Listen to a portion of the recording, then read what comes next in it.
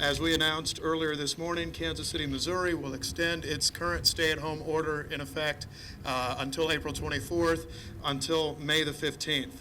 There are some that have asked, why aren't we going earlier in terms of pulling off these orders at some time faster?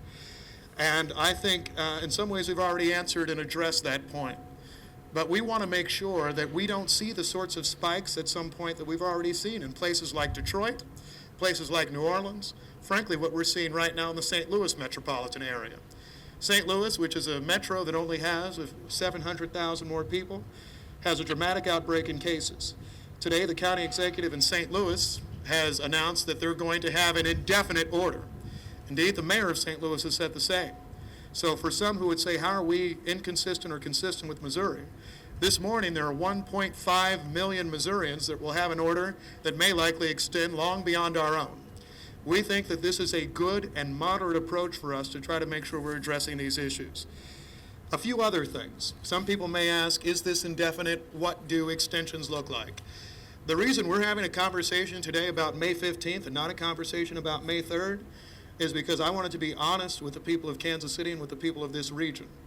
I do not think it would be fair for us to say, well, maybe we'll do May 3rd and then we'll come back in a few weeks and tell you 2 more weeks. Then we'll come back 2 weeks later and tell you 2 more weeks after that. Now, certainly, if conditions change, if things get more trouble, if things get more trying, then we'll have to look at extensions. But what we're saying, and what our medical experts are telling us, is that May 15th allows us to look at the time when we expect a spike to occur in this region, which is the end of April, and allows for a 14-day plus period for an incubation period thereafter. What that means is that we get to mid-May as our point at which we're in a position to say that we can look to what reopening looks like for us. What I did not want to say was, we'll just go May 3rd as a matter of political compromise, and then, aw shucks, maybe we'll all come back later.